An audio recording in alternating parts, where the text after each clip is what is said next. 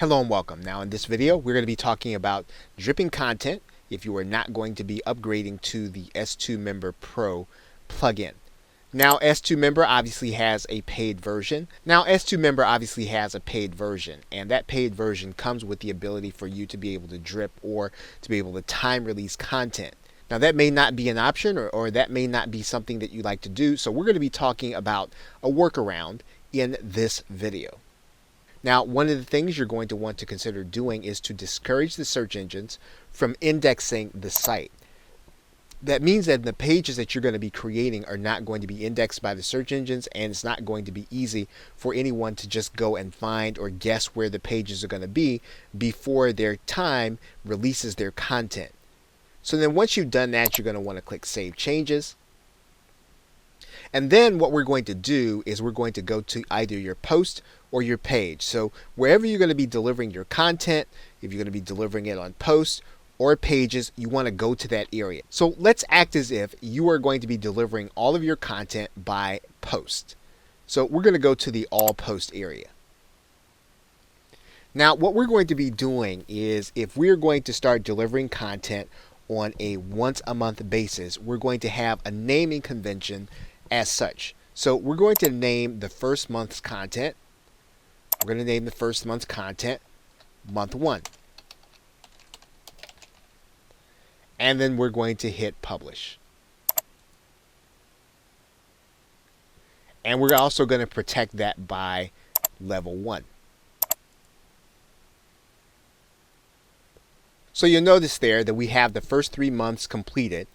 And that's all that we'll need in order to set the example of what you're going to be doing in order to drip content. Now, the next thing you're going to do is you're going to go to your permalinks and you're going to go into the settings area and you're going to go to the permalinks. Now, you're not going to want to use any of the date related permalink settings. You are going to want to use the post name. And we're going to click Save Changes. So now what we're going to do is we're going to go back to our posting area.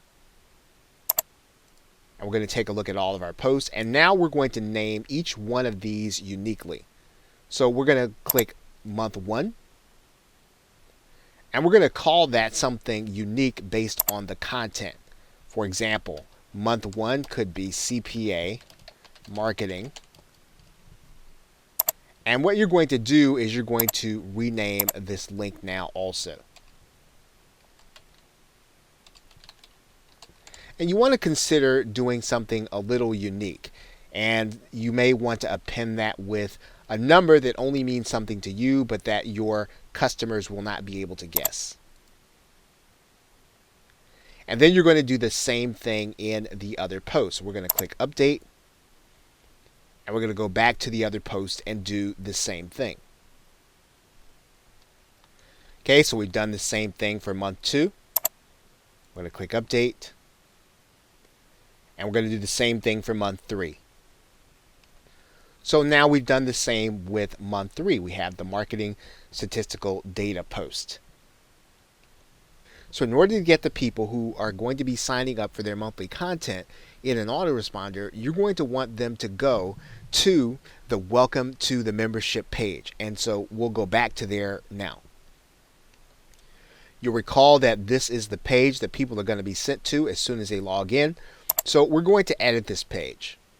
And so what we're going to do is we're going to put an opt-in form on this page so that people will know that they need to sign up in order to get their monthly content on time every month. So what we're going to do is we're going to click Text. And then we're going to get an opt-in code from our autoresponder. In this particular case, we're going to go to Get Response and get an autoresponder code. Okay, so hopefully you already know how to create a web form inside of your autoresponder.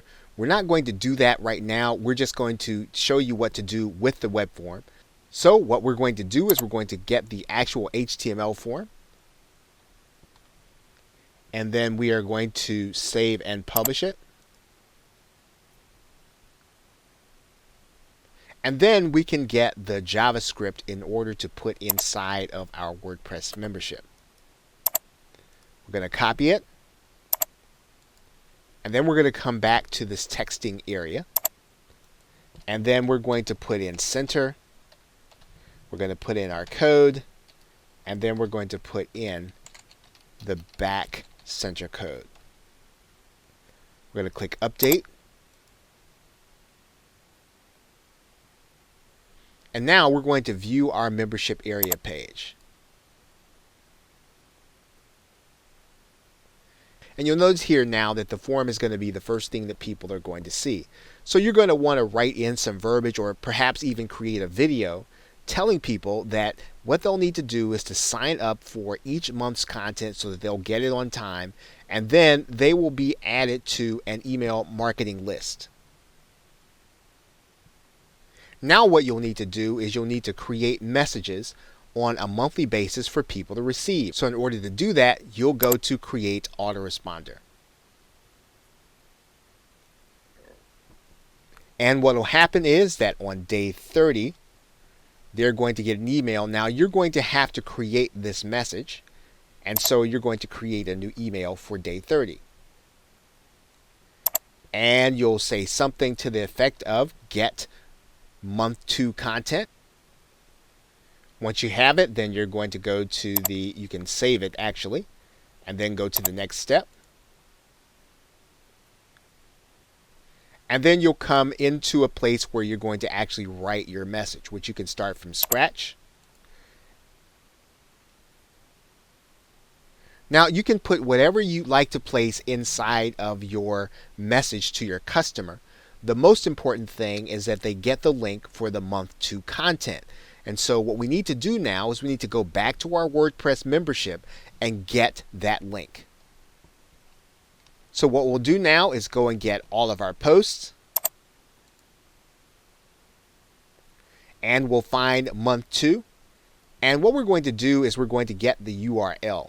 And so what we can do here is we can actually right-click this view button and copy the link address.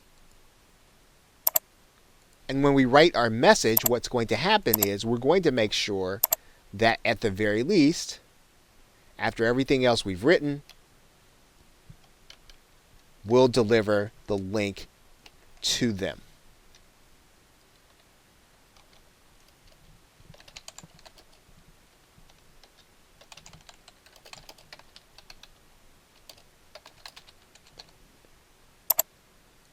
And you can make it or personalize it. However you do it with your autoresponder, you'll just make sure that you've got this post so that they'll get that month's content. Now they're going to get that on day 30.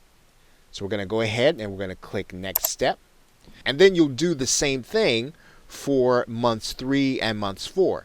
So for example, for month 3 or 60 days after, you're going to grab this link. Right? You're going to copy that link address. You'll set up month 4, and so each successive month, 30 days after, they're going to then get this content.